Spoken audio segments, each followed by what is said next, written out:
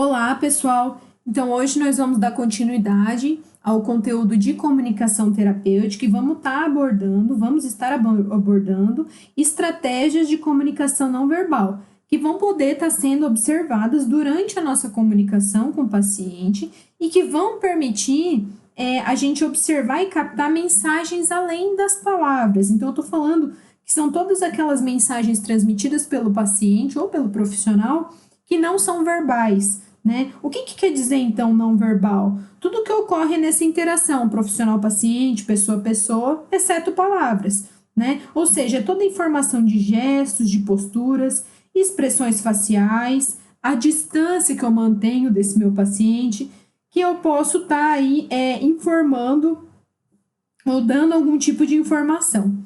Antes de nós conhecermos esses modos de comunicação, é importante ressaltar que o estabelecimento de um relacionamento terapêutico vai depender muito da habilidade do profissional, né? Da habilidade do enfermeiro de estar conseguindo conduzir essa comunicação terapêutica. A gente sabe também que da mesma forma que palavras podem ter várias expressões para vários significados para várias pessoas, a mesma coisa é os gestos. Então, a gente pode interpretar de várias formas o mesmo gesto que o paciente está tendo, ok?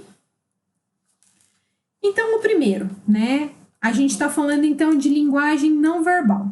A primeira que a gente tem é a paralinguagem, né? A paralinguagem é qualquer som produzido que não faça parte do sistema sonoro, tá?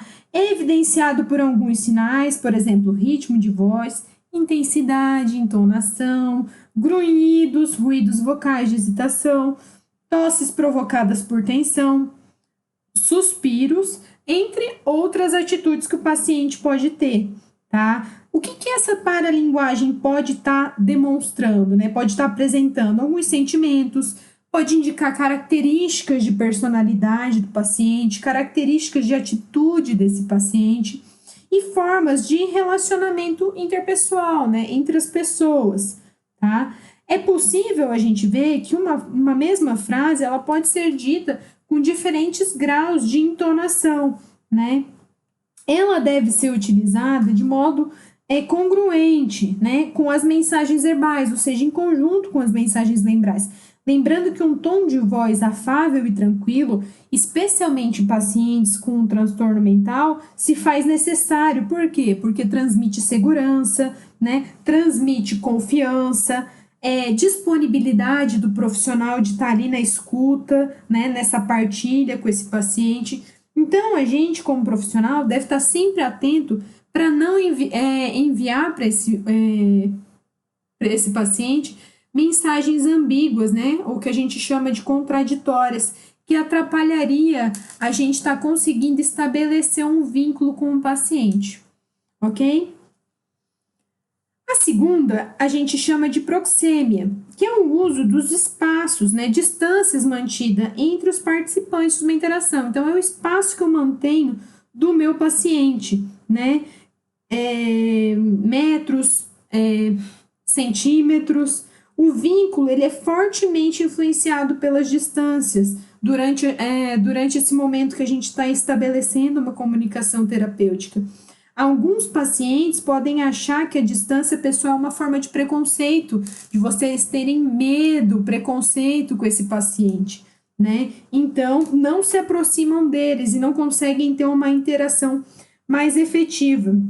A gente sabe, por outro lado, também, que essa distância muitas vezes se faz necessária, né?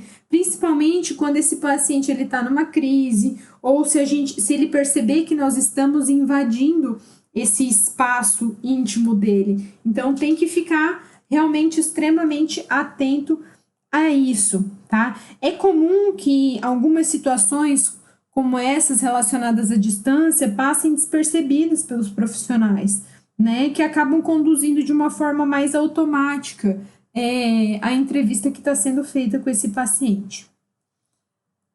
Aí a gente tem a cinésica, ou também chamada de linguagem corporal, né? É que vai ser todos os movimentos, desde gestos, posturas, o jeito que vocês estão sentados aí ouvindo a Pro, por exemplo, O jeito de estar expressando, mexendo a sobrancelha, mexendo os lábios, mordendo os lábios, né? Quando a pessoa morde os cantos da boca, o olhar desse paciente.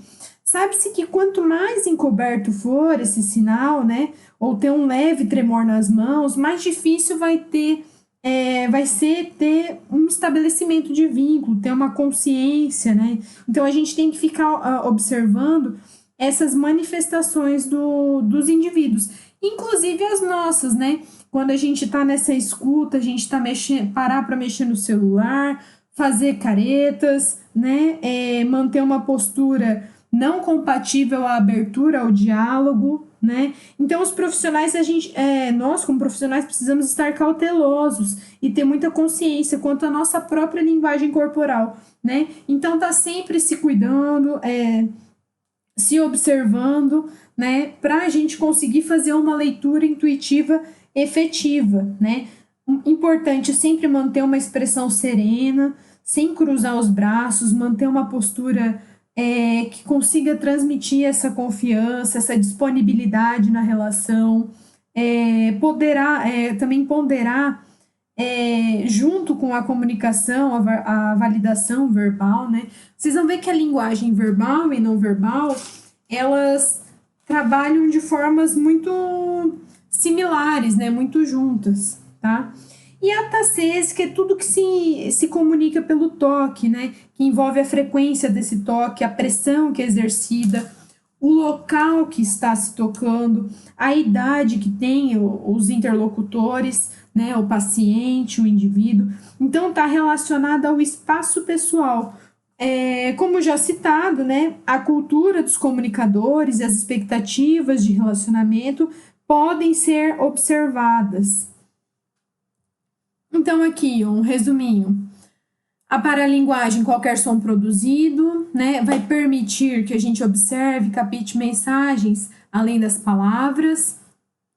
A proxêmia vai ser o espaço, as distâncias mantidas entre os participantes, né? A gente sabe que tem zonas chamadas de zona íntimas, né, de 15 a 45 centímetros, zona pessoal até 1,2 m, de 1,3 m a 3,5 m zona social e zona pública mais que 3,5 m, né? Então, esse uso consciente, extremamente consciente, porque a gente sabe que o paciente que tiver em surto, né?